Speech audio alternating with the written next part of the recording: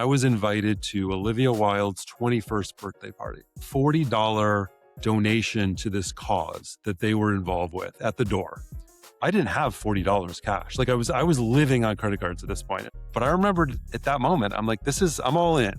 And I took my DVDs, and on my drive to Olivia's 21st birthday party, I sold my DVDs at a secondhand DVD store so that I could go to the party. And it was that type of mentality. Wow. I still live and die on that process.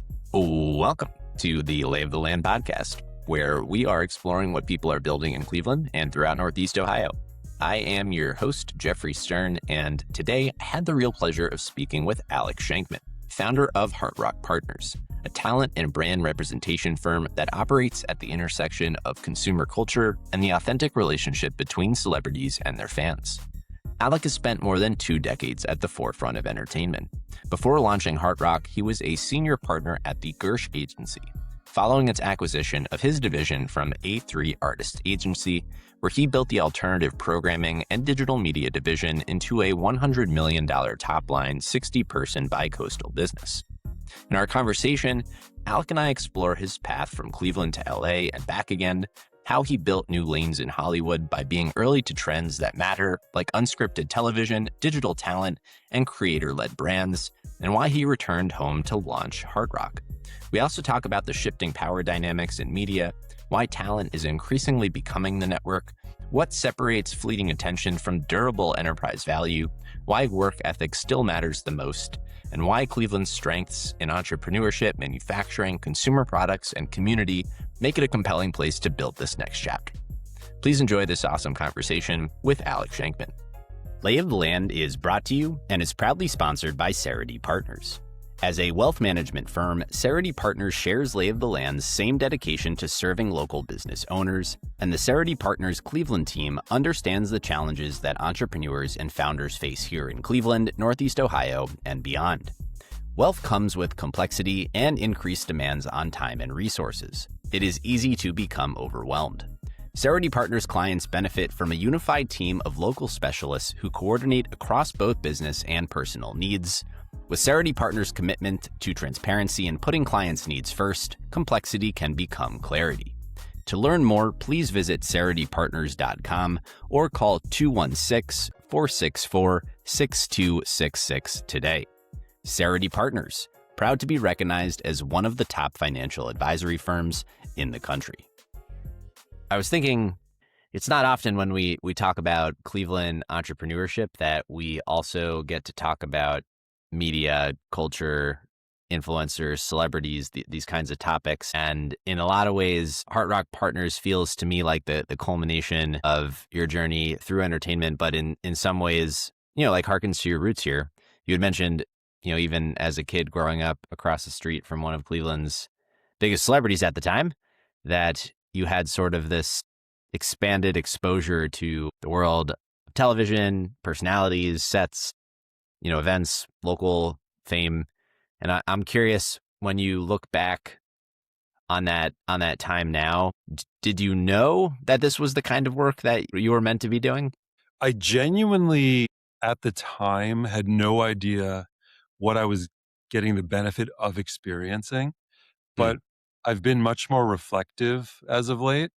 And incidentally, a week or two ago, I actually went to the book release party for Little John, which it caused me to be deeply reflective on my childhood, because as he was telling these stories about television and local studio and events and celebrity appearances, because his son was such a close friend of mine and we were neighbors, they took me to a lot of that. And I remembered all of it being wonderful at the time, the behind the scenes access to the circus, the private events that the Cleveland Indians would do at the zoo and things like that, the visits with him to see his dad at work, which happened to be Fox 8 studio.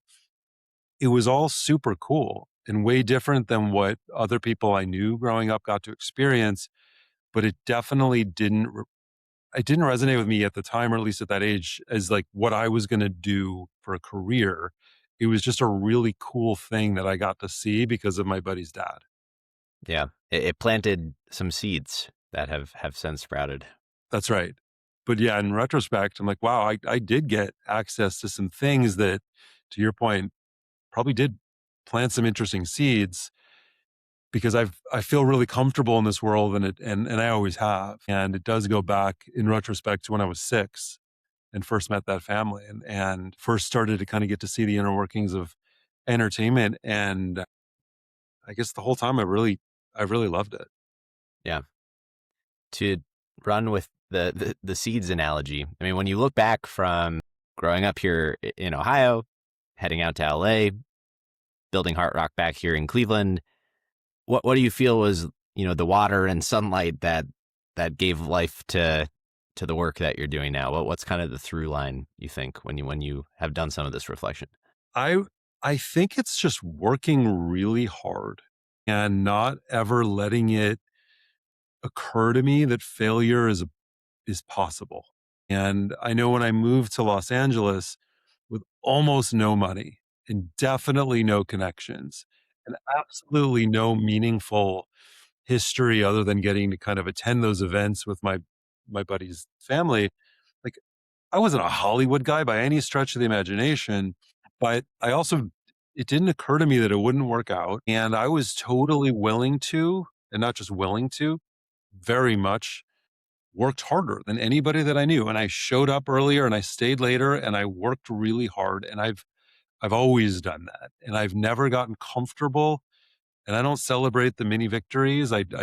It's always, I just work really, really hard and I think that's been my through line. And it doesn't always work out exactly as planned, but it allows me to kind of, be immersed enough that I can be nimble and and just make it happen in some way, shape, or form. What drew you to LA? When I was in college, I went to the Ohio State University. I was intrigued. I was becoming increasingly more intrigued by entertainment. And even then, I still wasn't totally sure what that meant. And there was absolutely no meaningful tentacles into that in Columbus. Like that was not really the setup. So I got involved in some startups actually in Columbus, Ohio at the time. And I was having a really great time, but it didn't feel yet to me like I'd landed on what was going to be my career. So Mm. in 2003, I took a trip to LA with a group of friends and I just kind of going into it, I called upon everybody that I possibly knew that may know somebody in Hollywood. And I'm just like, is there anybody I can meet with this week just to like understand what they do? And I was able to set a small handful of meetings. And upon leaving, I remembered thinking, I don't know. I don't totally understand what everybody's doing out here, but I know it sounds like a lot of fun. And I got to give this a shot. And so that was, I think, August or September of 2003, and I lived in LA. When you got to LA, what did you learn quickly about how the whole industry of entertainment actually works relative to how you imagined it may have prior? It seemed everybody knew somebody, everybody had some sort of tentacles. There was certainly a fair bit of people who had family money that was kind of helping them get by at a time that none of us were making much money. But, to that end, it was all just really new to me. It felt way different than growing up in Cleveland. The houses were fancy, the cars were fancy, the everything was shiny and like that was the antithesis of Cleveland culture, especially kind of at that time. So it was all just new and different and really, really interesting. Again, I wasn't totally sure how to wrap my mind around it yet, but I knew that I was willing to work as hard as possible to just make myself stand out and earn whatever it was that I can earn as a role for myself in that business. But it was wild. It was a big cultural change. So I've heard you recount your career and the evolution of it so far, and it's a pretty awesome story, which I think we should tell here. But my observation, reflecting on having you heard yourself go through it before, was I feel you've sort of been like early to a few different waves in this world of entertainment. From reality television to digital media, creators, brand building generally. Where where the puck is going, to that kind of aphorism. Where does the entrepreneurial inclination kind of come into play for you when you kind of marry these worlds of entertainment and entrepreneurship, and just how you've thought about where the puck is going also? So, for whatever reason, a lot of the jobs that I had in college, in high school, and even my first job in entertainment, they were always directly for an entrepreneur. I always worked for the guy that started the company. And I don't know that I was consciously seeking that out, but in retrospect, that was frankly that was the path. And even when I first graduated college in 2002, I did try to get jobs the traditional way. But what I ended up doing was partnering with a local, very successful young Columbus, Ohio based entrepreneur. And we got involved in some ventures together. And then I got to LA, and the guy that hired me was Harry Abrams, who was the not only the founder of Abrams Artist Agency, but the founder of, frankly, several different Hollywood agencies. And so I think I spent so much of my life immersed in these environments with entrepreneurs that at some point, again, whether that was conscious or subconscious or just coincidental, I don't know. But at some point, that way of thinking became just what was my default. And so even when I entered into the ecosystem at Abrams Artist Agency, it it felt like I needed to find I was at somebody else's company. It wasn't my company, but it felt like I needed to find my thing that I could do, that I could build, that I could nurture within the company.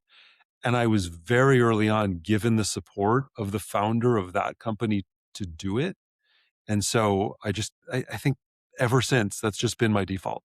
What then, for the first time, gave you the confidence to go out and do it for yourself? I think so. I left. I was in the agency business from 2003 until 2009, and at the time, it was interesting because as you mentioned earlier, I had already by that point been involved in some really exciting early stage parts of both unscripted and digital.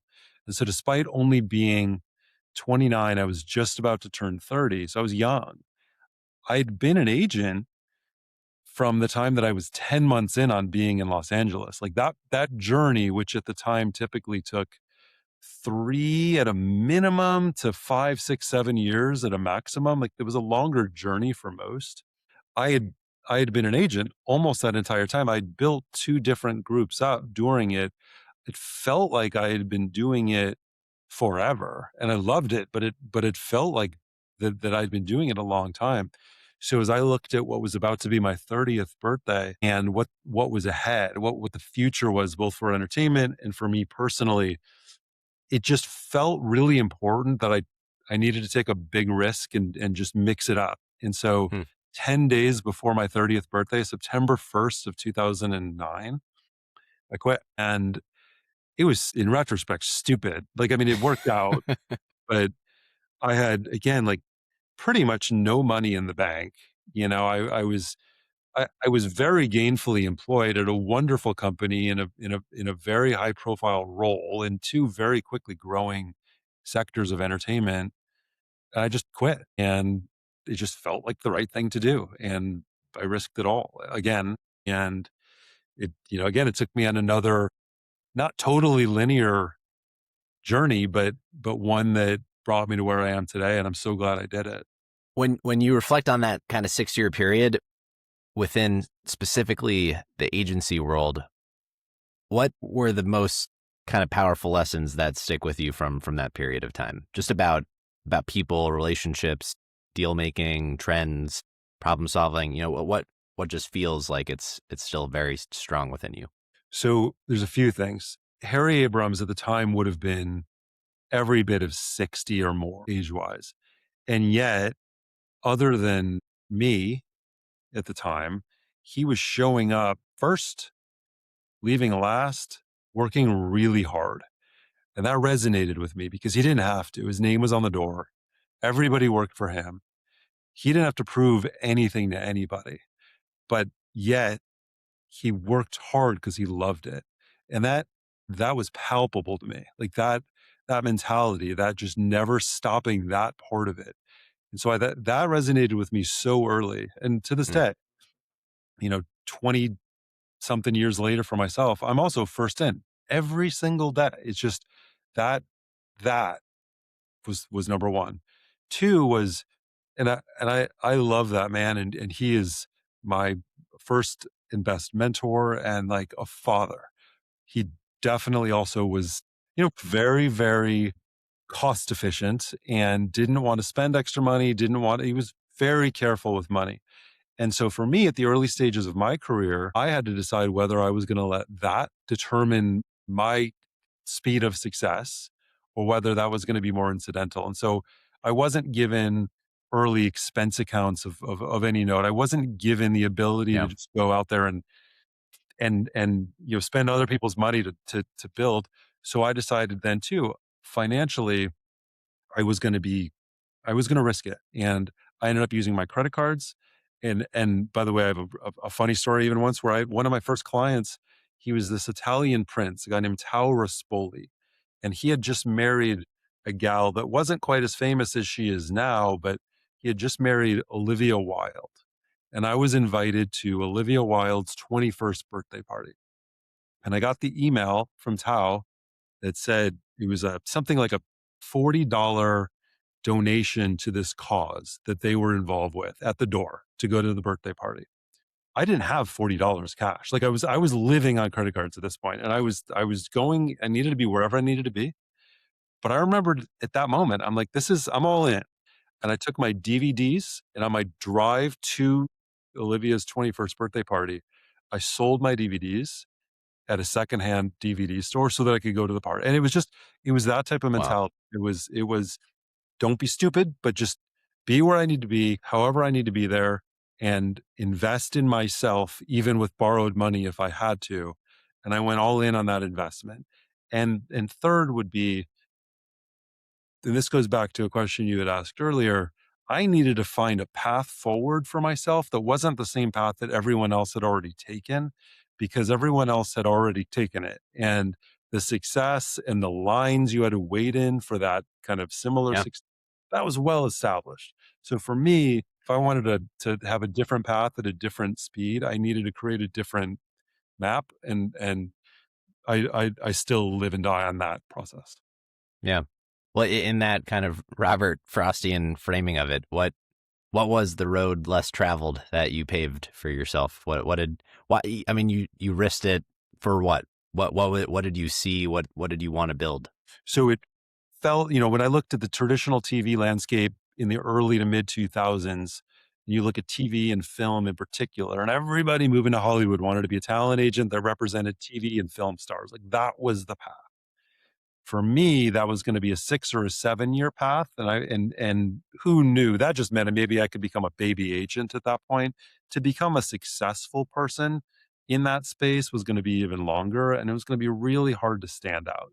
And so I needed to find something that was new, different, and unclaimed so that I could build, instead of trying to find my role in a skyline that was already very well established, I needed to build my own tower somewhere else. I needed to add to that skyline. And so in 2003, I started to kind of get the sense that unscripted television was kind of having an early moment. And we had shows like The Simple Life with Paris Hilton and Nicole Richie that were coming off. We had Survivor, American Idol, and a handful of others. That was the year that Ryan Seacrest was really kind of first introduced into the ecosystem.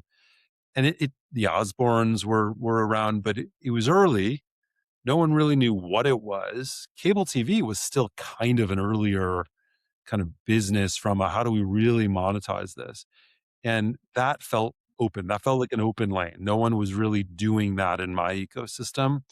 And so I figured could not go anywhere. It's totally possible that was going to be a fool's errand, but I was willing to try. I was willing to kind of see if I could prove that out and just claim a lane that was unclaimed. Lay of the Land is brought to you and is proudly sponsored by Roundstone Insurance.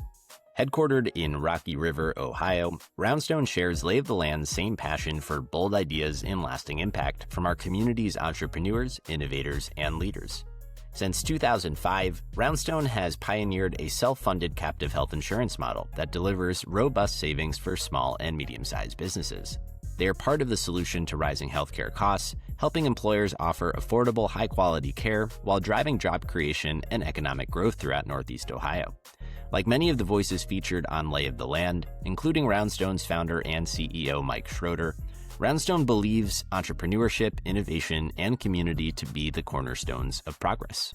To learn more about how Roundstone is transforming employee health benefits by empowering employers to save thousands in per employee per year healthcare costs, please visit roundstoneinsurance.com. Roundstone Insurance, built for entrepreneurs, backed by innovation, committed to Cleveland. So I want to obviously get to the work you're doing now, but help fill in the gaps from there of, what were kind of the formative moments in your mind along the way that set the stage for, this boomerang back home. Yeah. So yeah, I mean, I'll give you a sped up version of it, and I'm happy to stop at any point. But so I launched our unscripted business then. It was 2003, 2004. Okay. And at the time, it felt like an interesting thing because you could then become famous without necessarily being an actor or a musician or an athlete, which was a big deal.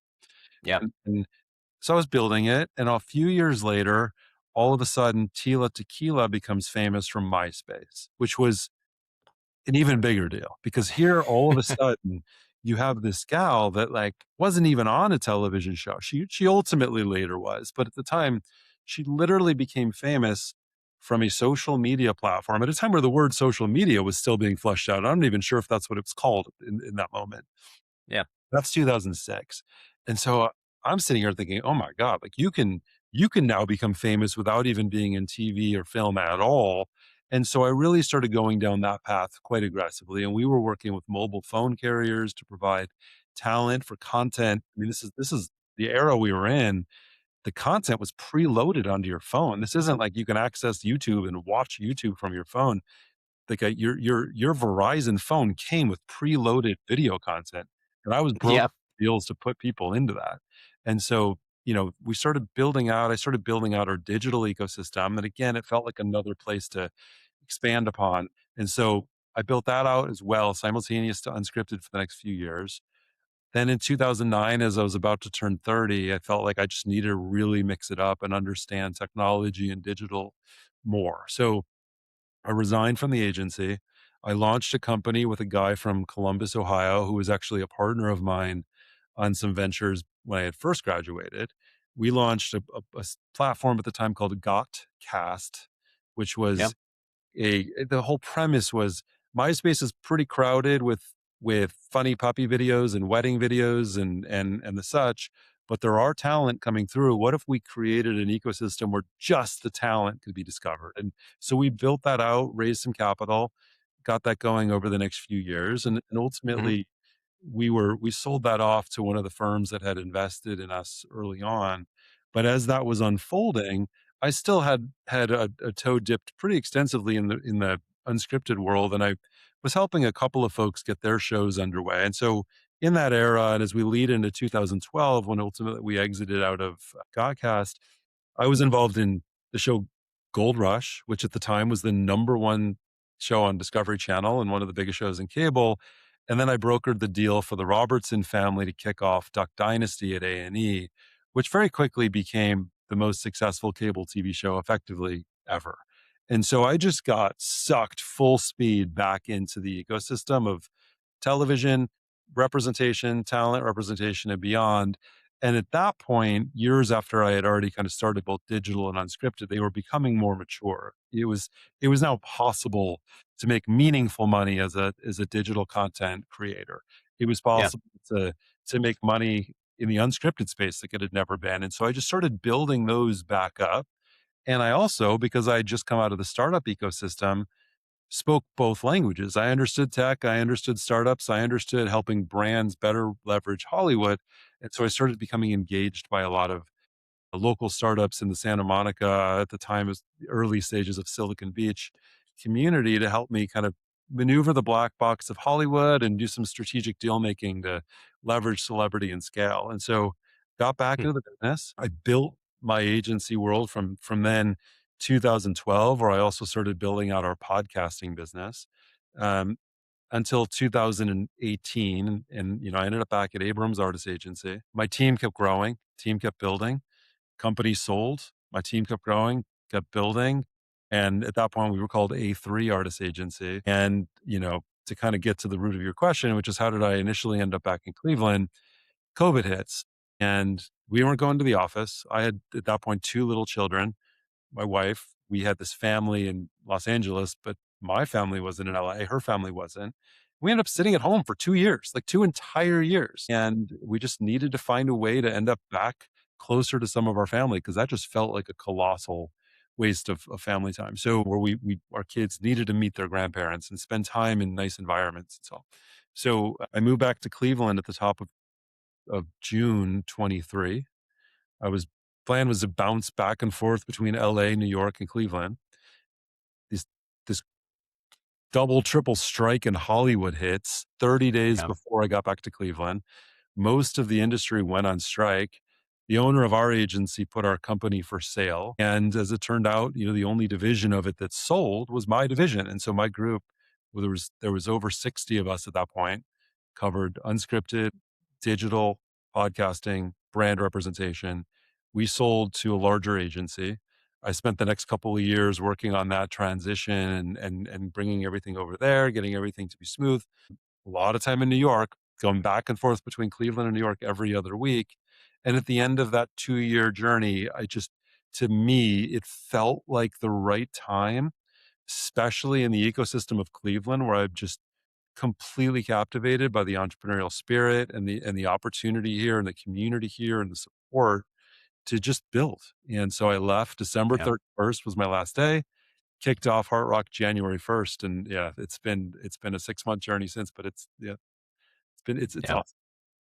No, it's super cool, and certainly excited to talk more about that. I think it'll be an interesting framing and context to lead into it. But as I was thinking about your journey and this conversation that we're having now, I did want to ask you just about how this whole space has evolved over the last few years, because it's pretty drastic, and there are a few topics I was kind of noodling on that I think would be fun to get your perspective on. Would love But that. I feel like, over that duration of time, call it, the early 2000s to today, we've kind of evolved from, you could frame it, as the old media game where I feel like it's staying on message, it's getting access to other people's distribution, and that has very clearly, transitioned to a place where it's really about how do you go direct, how do you be interesting, how do you build your own channels and distribution. And I think it's probably fascinating, from the agency standpoint, when you're thinking about representing people, like what does that even mean to represent people today, and how has that changed? So the way it used to work for a very long period of time was that the leverage was entirely held by the networks and the studios because they control the audience. And so at a peak era of there being 400 cable channels and the broadcast networks and movie studios and movie theaters being able to kind of just demand eyeballs, command eyeballs, they controlled it. As talent, you just wanted in on that. You all like if they gave you a half hour or an hour slot or a part of a distribution calendar for a film, like you were guaranteed access to this many households, this many eyeballs, and they got to call the shots, they got to dictate the terms, they got to own and control everything, and they paid you what they felt you deserved and nothing more. And so they were it was the man, right? And you worked for them. Yeah, it was the man. Um, that's changed almost entirely. And so the cable TV ecosystem over that same stretch of time has effectively imploded. The that ecosystem of having hundreds of channels, each with their own budget for original programming, chasing eyeballs for certain hours of the day, certain days of the week, and getting carriage fees on top of that from the cable carrier, like that's over. And Yeah. so now the people with the eyeballs are the talent. And the talent can build those Yeah. communities on social media platforms, digital platforms, podcasting platforms, any number of places. But they control, they're the network now. The talent are the network. And Yeah. the brands at the end of the day that or have always been funding all of this through commercials or otherwise, the brands just go where the people are. And so now the talent can kind of engage with the brands directly, and the brands will fund the content because they still have widgets and gadgets to sell. And the control is now in the talent's arms. And so for us as advisors to the talent and to the storytellers and the content creators, it's really exciting because we're getting to advise the person that now owns, controls, creates, stars in, like all of it versus, bits and pieces of it. Right. That does feel like the main corollary of all of it, which is that the brands, the most important ones, are the people now, and that all of that is accruing, the trust, the attention, the even like the commerce, the distribution to individuals rather than institutions. That's right. And so that transition of power is the single biggest thing. And the audiences are still there. I mean, there's more people than ever. There's more devices upon which to consume content than ever. There's more content than ever. There's more brands than ever. Like all of those things are true. But the control and the power has shifted. Yeah. Well, and maybe that's a good way to introduce, HeartRock and how you're thinking about, what the model even looks like and is, and how you are putting yourself out there, how it's evolved, just what the whole vision is. Yeah. So, what I found over the course of that run of, 20 something years out in Hollywood was that after working with so many different types of folks across the unscripted, digital, brand, and podcast ecosystem, those that I was always most drawn to and those where we ended up having the most success and the longest partnerships always tended to be the most entrepreneurial talent and or storytellers themselves. And I've always had, even in many years where I wasn't the company owner myself, which has been frankly most of my career, I've always had the entrepreneurial spirit, and my clients that similarly have the entrepreneurial spirit like that, those opportunities where we just created magic, where we built in many cases generational wealth or really robust and dynamic enterprises together. So as I look to what was next, as I look to kind of where the business is going, where the money is going to be made, and just as much where it's not going to be made, that era of $20 million a movie for household name stars, like that's over. The era of massive renegotiations because the Nielsen ratings tell you that your cable TV show is top of the pack for the 8 o'clock hour on a Tuesday night, like that's over, and so on and so forth. So look to kind of where the money is made and will be made, and it all really kind of centered at consumers, brands, consumer products, talent, and storytellers. Like that intersection is where I've had the most fun and where I know we're going to have the most success and the most fun. And so the premise behind Heart Rock, which gets its name from the idea that we are rooted in the heartland and based in the city of rock and roll, was we're going to go after talent and storytellers that are also entrepreneurs. And we're going to go after brands and events that are kind of entrepreneurial in spirit and or entrepreneurs and work with them as our partners and as our clients and leverage what we have and our relationships and our board of advisors and our investors and everybody that I've intentionally kind of baked into this ecosystem uh, to help people build their enterprises by leveraging talent, by leveraging platform, but using it in the most authentic and organic of ways to build enterprise. It's awesome. Thank you. How's it going so far? So far, it's honestly, it's amazing. I think it's been really well received by the entertainment community. It's been really well received by the talent community. This isn't a scenario where, I'm out there saying, hey, here's what we want to do for you. And we think we can. It's more, here's what we have done. I've been doing this a long time. And here's what we will do for you. And here's how. And we are doing it. And the folks that very quickly jumped in to support this business from an investment standpoint stem heavily from backgrounds in manufacturing, from consumer products, and from retail. And so when we have a client that wants to launch, an X, Y, and Z type business, it's not me just pounding the pavement trying to figure out in real time how to make that happen. It's me taking, my experience, my team's experience, and the brain trust of this really amazing group of people that have backed this play and bringing these things to life. And it's the same for our board. Our board, it consists of folks that come from similar areas as well as some really, successful folks from the traditional entertainment ecosystem and the new and evolving entertainment ecosystem. And it's the same thing. Like we have such a wonderful brain trust. And so in just this short period of time, again, we've only been around 5 or 6 months at this point. We've been able to not only put together a wide variety of fantastic revenue providing deals for our clients in the traditional sense, but we're launching consumer products across major retailers from grocery stores to sporting goods stores to big box stores to premium retail outlets for fashion. Like we have so many different initiatives underway that are living, breathing embodiments of what we stand for that honestly, it's been awesome. So we've been building the team as quickly as I can so we kind of keep supporting it. We have dozens of brands that have come aboard as clients of ours that, really run the gamut and we're helping with strategy and business development and talent partnerships. And we have dozens and dozens of really incredible creators, celebrities, personalities, athletes that we're helping and kind of building upon. And so, yeah, so far, I know that's a long answer to a short question, but so far, so good, which I'm excited about.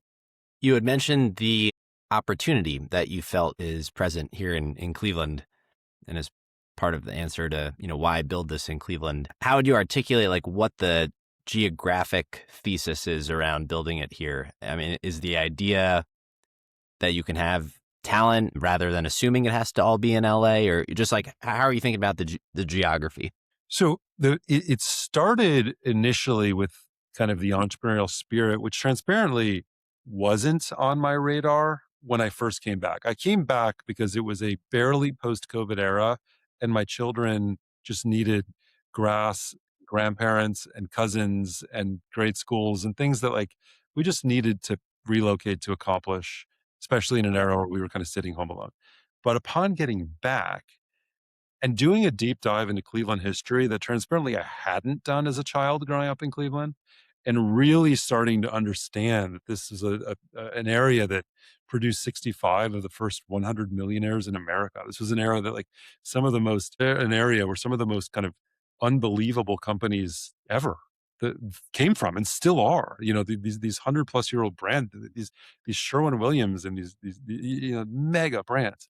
And as I started kind of getting integrated back into the community and really wrapping my mind around that entrepreneurial spirit and the support of the investors and the interest in new businesses and ventures, and then further kind of getting to understand quite how many manufacturers are out here in so many different industries and Yeah. experts in so many different lanes. That was where it really started to quickly come together is, I have clients all over the country who have unbelievable followings and they're looking to launch a coffee business or a cosmetics business or an apparel business or a widget or a gadget or whatever the case might be. And all of a sudden I'm realizing, well, the people that make all of these things and the places that they're all made are within like 30 miles of where I'm sitting. And these are folks that have massive warehouses and mega teams and the ability to ship and fulfill an incredible 3PL facility. Like there's so much here. You don't get that in LA. You don't get that in New York. Spaces at such a premium that just those things don't exist, but they're here. And so when I started bringing celebrity clients of mine to town initially, like, I brought some of the Robertsons from Duck Dynasty up here for the Rock and Roll Hall of Fame induction ceremony in I probably what would have been 24. I got to do back that math, but Yeah. Yeah. which by the way was one of the most unbelievable live experiences that I've ever been to. After 20 years of LA, that Cleveland-based induction ceremony was incredible. And even just them coming up here to hang out with me and go to that event with me we've put together multiple partnerships where they're going to be launching new businesses and brands with people that they met on that trip, with manufacturers and companies that are based here that wasn't even planned at all. In fact, if you go to any Fount store in Cleveland, Ohio, as we speak, Yeah. and Fount's a wonderful local brand, you can buy a bag called the Corey, which is a collaboration between Corey Robertson and Jackie Wachter, who founded Fount. And it's an unbelievable bag. I mean, it's the coolest collaboration that just came out of this trip of them coming up and meeting each other. And so I think when you start to introduce that level of marketing and that level of celebrity and reach and authentic audience connectivity to the amazing entrepreneurs and builders and manufacturers that are here, sky's the limit. I mean, it's really remarkable. When you think about this ingredient within the creator community that you're looking for, this entrepreneurialism within folks, what have you found sort of separates a creator who can monetize for building something durable versus just like a moment, right? Like just like what you've seen there. Yeah, I mean, I think there's certainly no lack of flash in the pan creators and celebrities. I feel like there's three levels. So there's the flash in the pans where people will come out and they'll have a moment. Maybe they're a contestant on a reality show that has a really great rating that season. Maybe Yeah. they've gone viral for one reason or not. For example, not to be crass, but like the Hawk Tuah girl, right? Like there's this moment where the entire world is watching. And that happens and you have your moment and you maximize it and then the world moves on.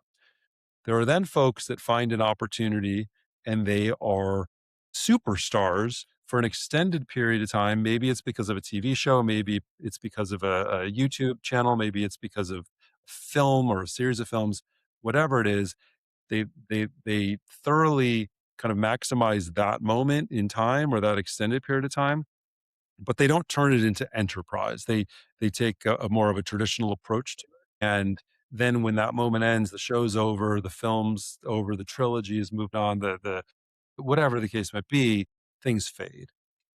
And then I'd say kind of like level three is folks that are coming out of that world of level two. They've had an amazing show, they have an amazing social media platform, but they're also entrepreneurial in spirit and they have Yeah. the ability to understand that as long as they're authentic and genuine and their connection with their audience is real, that if they don't steer their audience the wrong way, they don't take advantage of their audience, but rather they just kind of introduce them to more aspects of their life and build value add businesses around it.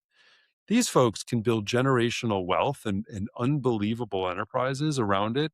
And everybody is happy about it. Like you look at a Mr. Beast who has built a multi-billion-dollar enterprise that offers everything from snacks to fintech, and no one looks at him and says he's being exploitative because he's doing it for the right reasons to make his audience get access to things that he genuinely believes and feels it'll make their lives better. And he's built an unbelievable ecosystem over it off of what could have otherwise just been an awesome YouTube channel. But because he's entrepreneurial in spirit, he's built it an enterprise. And so HeartRock exists effectively at level three, right? Like we look for people that either are in level two, then capable and interested in expanding into the enterprise components of their life, but haven't had the right partner to do it, or are already there and are looking to scale. And we become that partner that helps them scale. What do you think is the requisite ingredient for someone to go from level 2 to level 3? It's in their soul. And some of my favorite clients over the years, people that have had amazing runs, or I might have worked with them 5, 10 years, etc. Made a lot of money together, and hopefully I gave them just the best advice that I could, and so on. That was all they ever wanted to do, and that was totally okay. They wanted to do that thing, and we made sure that they maximized the value of that thing. And we'd introduce other opportunities, and those would categorically be dismissed and or kind of punted on. But it wasn't in their soul to do those other things. They wanted to focus on what they wanted to focus on, and that was it. When it's in your soul, when you genuinely want to expand, to launch businesses, to introduce new products into the world, doesn't mean you're going to succeed. And if you don't do it with the right spirit and with the right intention, you probably won't. Especially if you're leveraging your own celebrity fan base. If you're trying to sell stuff that you're authentically not able to stand behind, honestly, it's probably not going to work out. But if you have that in your soul and in your spirit, and you are the type that wants to be more enterprising and you want to leverage your craft, your art, your platform into business as well, as long as you don't steer your audience wrong, there's an amazing opportunity. And that it really it's that innate soul and passion. So this, it's sort of, in my mind, runs parallel to what I feel is happening with AI, which is just the rate and pace of change is so fast that it's hard to just kind of keep up with it, frankly, and it's overwhelming. And I feel the pace of what has happened and is still transpiring in the creator economy is at a similar clip. Like all of this, I mean, if you took someone 10 years ago and then, you know, they were in a coma and they woke up today, it's like really different, right? And so I'm curious, from where you sit, having been and continue to be at the frontier of where this is going, like what do you think people are fundamentally misunderstanding about the creator economy today and where it's going? I mean, I think you genuinely just have to accept change. I think I've had the benefit of, frankly, starting this business at a time that it was based on platforms that literally don't even exist anymore. Like, I mean, my first Right. deals, Verizon Vcast and MySpace and other social networks that just are gone. And I've seen the evolution of platforms, even like Vine, where it's the hottest thing in the world and it's over. Or I was brokering deals when Musically was transitioning to TikTok, and they were paying my clients massive sums of money to move back over to Musically to help TikTok launch with, like, I've seen all of that. We've seen the evolution of long form back to short form, back to long form. And so from my perspective, you can't go all in lifelong goal in any one platform. You have to be nimble. You have to understand that the platforms are going to evolve. The way that they're kind of leveraged and ranked and optimized or used by different brands is going to evolve. Your algorithm treatment on the platform is going to evolve. You have to be a great storyteller. You have to be authentic. You have to find connective tissue with your audience and keep feeding them things that they expect and enjoy and appreciate. And you have to find ways to build upon that. But you can't get so caught up on any one platform or any one way of doing that. Same thing with cable, right? Like, it was hard to imagine 10, 15 years ago that cable TV of all things was going to no longer be like the primary driver, and that all of a sudden these streamers were going to be kind of the biggest content platform buyer out there. Like, but it just is what it is. It doesn't change the fact that these are still great storytellers, but it did put a lot of the storytellers that built their entire businesses on cable out of business. Those that didn't adapt, that didn't find ways to get creative in how content was funded, how it was distributed, how it was monetized. If you weren't able to be nimble, you're gone. And the folks that were, they're Yeah. selling great content and making it in new ways. Same thing for creators. But also, What are one other the thing I'll add, changes? it, Go on. one thing I'll add is that what I do find is that when I first started our digital representation business back in 2006, there was almost nobody doing it. And so the competition was light. At this point, there's well over 100 different firms offering this service, and everybody's had to grow and scale so quickly that, whereas in the old days, you'd have a longer period of time to learn as a representative how to offer value add service versus just simply kind of being a transaction farm, and you're taking inbound offers and making them a little better and then commissioning out of it. Most of the reps out there haven't had the benefit of training or experience to kind of be meaningfully value additive to their own clients. And so there are a lot of great creators out there that should be bigger, should be better, should have more enterprise, but because they're not necessarily well represented, that's also kind of a problem. And we're also trying to fix that as well. Yeah, another sort of market-oriented question. I mean, I feel like in all industries, there's that old Barksdale quote of, you know, there's two ways you can make money: bundling and unbundling. And I feel like in the creator economy right now, it's like one of the greatest unbundlings of all time. But I think it sort of makes discoverability harder in a lot of ways, because now you have thousands and thousands of people trying to build their own brand and do it authentically and get to scale, that is what a platform ultimately, kind of helps you do, which is, maybe when the pendulum swings back, what might happen. But do you kind of see HeartRock as like a mechanism to help? I'm just curious how you think about that dynamic. Yeah, I mean, I think our job is to be kind of the forward thinking eyes of our clients and just to kind of keep an Yeah. eye of what is happening out there. And if we're starting to just see, because we get the benefit of sitting across a wide variety of creators who work across a wide variety of platforms. We work across all of the brands spending money in the ecosystem. We work across all of the retailers that are carrying consumer products that are tied to celebrity. So because we get to kind of, as long as we follow the patterns and read the room a little bit, we can start to see if major changes are happening or even subtle changes are happening in what brands want, what retailers want, what content is working and what isn't.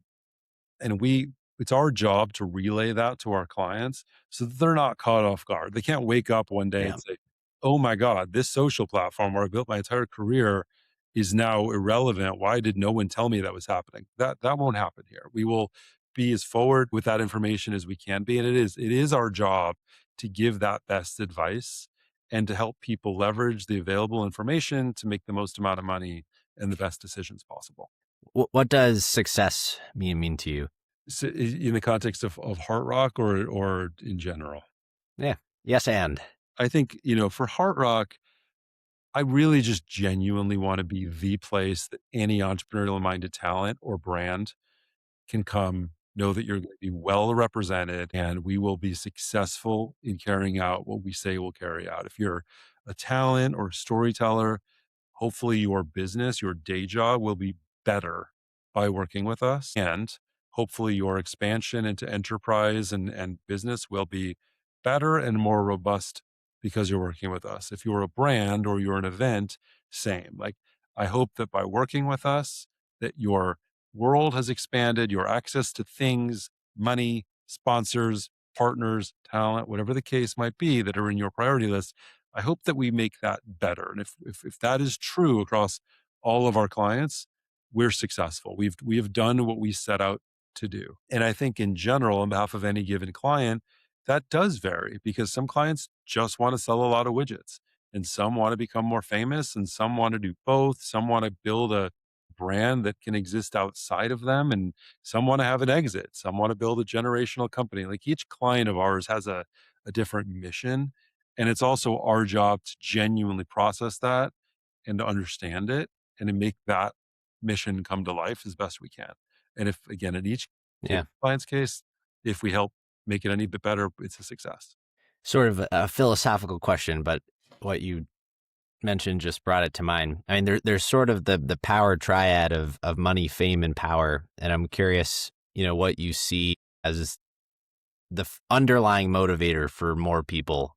And because I feel like a lot of people might assume it's money, but It so here's what's funny. And I say this as a 25-year-old or 25-year veteran in representing talent. If you're not already famous and you're debating whether or not you want to be, my advice is don't be. Like, don't do it. There are so many things, there's so many unexpected kind of issues, challenges, trials, tribulations that come about with fame that people can't really wrap their minds around. And it sounds awesome. And a lot of people that we work with make the best of it. And it can be awesome, but it can also just be a total nightmare. So, we come across people all the time that have money. They've made all sorts of money in all sorts of ways. And the thing they can't buy necessarily is fame.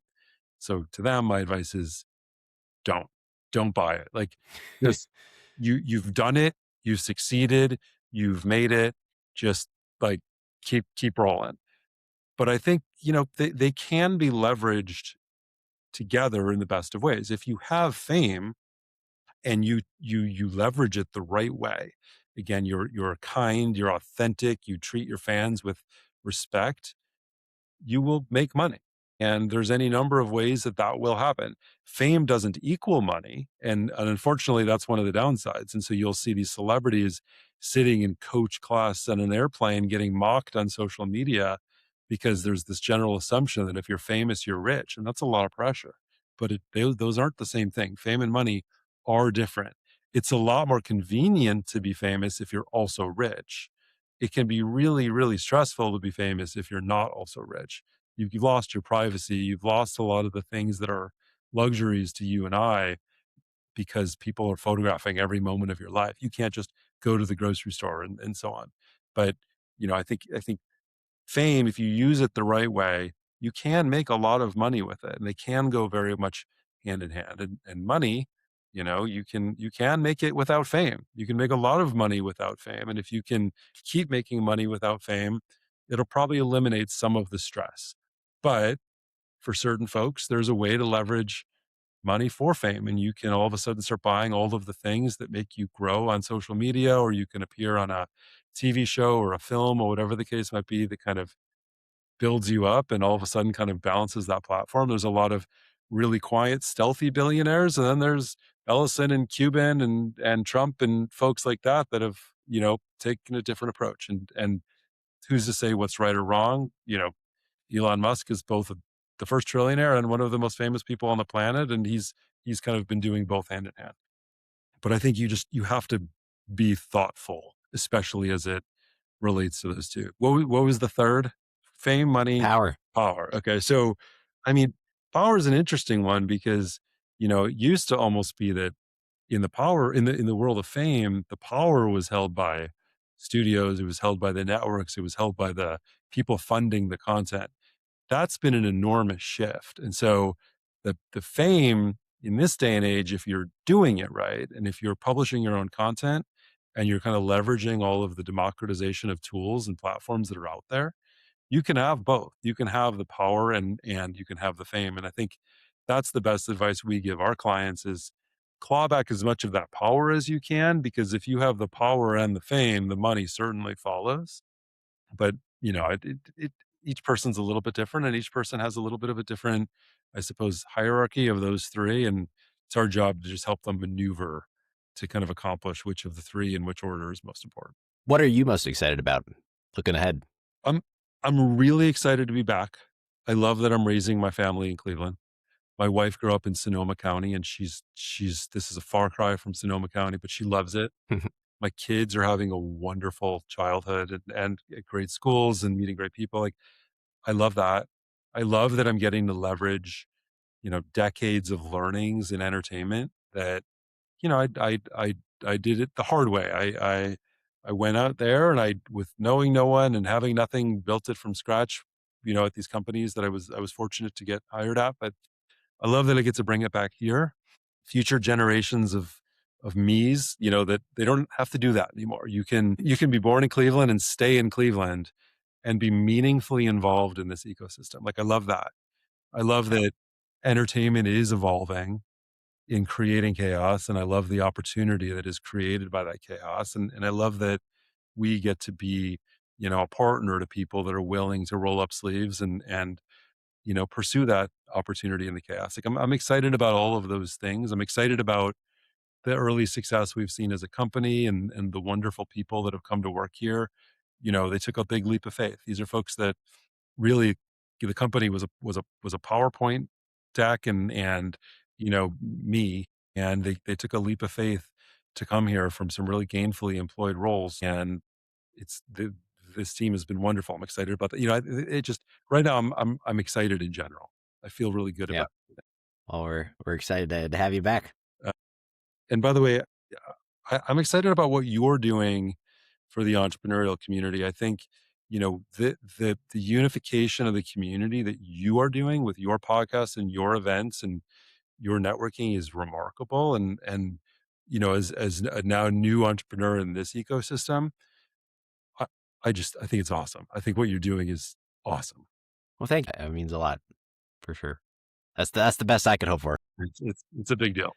So I'm sure there's an abundance of things that we sort of glossed over here in the short reflection of your journey. Is there something that feels particularly important that you wish we had talked about? Uh, that's a good question, and off the top of my mind, not necessarily, but I would say, like, a lot of times I do get the question not from in an interview, but just from people in general, like what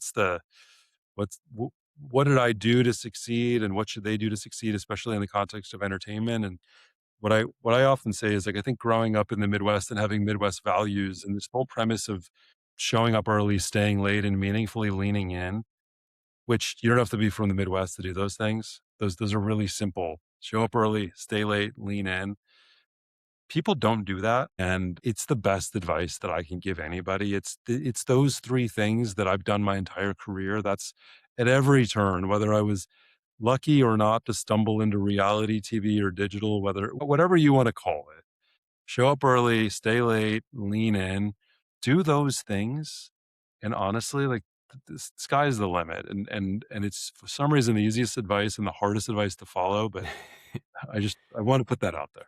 Yeah, often the simple advice is the most difficult. But yeah, I mean, and I think otherwise, I just want to be a resource here as well, that anybody within this community that's looking to kind of engage with or interact with entertainment or Hollywood, celebrity, et cetera, in any capacity, like we're here for it. I'm so happy to be back.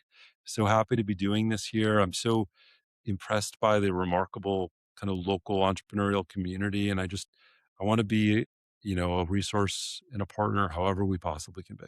Amazing. Well, I'll hit you with our traditional closing question then, which is for a hidden gem in Cleveland. Wow. Well, I mean, here's what I'll say. I grew up in Solon, and my bubble growing up there was really, really small. I lived like my entire life within the Chagrin Falls, Pepper Pike, Twinsburg, Solon, Beechwood ecosystem. I would say that Lake County, where I live now, was not on my radar at all. Yeah. The village in which I live, Wade Hill, was not on my radar at all. And I think coming back and getting immersed into this part of Cleveland where there's so much space and nature and trees and just like all of these wonderful people and multi-generational entrepreneur, like I would say a hidden gem for me upon my return has been Wade Hill and Lake County. And I'm just so happy that I have kind of come across it in a way that I don't know, could have never expected or predicted. It's you've come back with a wider aperture. That's right. When our realtor first said, "Have you looked at Wade Hill?" I was like, I have no idea what you're talking about. Oh, very cool. Well, if people had anything they wanted to learn more about HeartRock, follow up, where would you point them? HeartRockPartners.com. We just launched the new iteration of our website this week. So that's hopefully a helpful start. And you can feel free to email me as well. There's an email address on the website, but it's forwarded to me. So please check us out, reach out. I want to meet everybody. I want to be the best partner that we can be. I'm here for it. I'm happy to be back, and I'm excited for what's ahead. Yeah, right on. Well, Alec, I just want to thank you for taking the time, and love what you're building, and excited to see it come to fruition. Thank you. This is awesome. I appreciate it. I appreciate you. Thank you for what you're building. And it means a lot you included me. Thank you. That's all for this week. Thank you for listening. We'd love to hear your thoughts on today's show. So if you have any feedback, please send over an email to jeffrey@layoftheland.fm or find us on Twitter @podlayoftheland or @sternfa, JEFE. If you or someone you know would make a good guest for our show, please reach out as well and let us know. And if you enjoy the podcast, please subscribe and leave a review on iTunes or on your preferred podcast player. Your support goes a long way to help us spread the word and continue to bring the Cleveland founders and builders we love having on the show. We'll be back here next week at the same time to map more of the land. The Lay of the Land podcast was developed in collaboration with the Up Company, LLC. At the time of this recording, unless otherwise indicated, we do not own equity or other financial interests in the company which appear on this show. All opinions expressed by podcast participants are solely their own and do not reflect the opinions of any entity which employs us. This podcast is for informational purposes only and should not be relied upon as a basis for investment decisions. Thank you for listening, and we'll talk to you next week.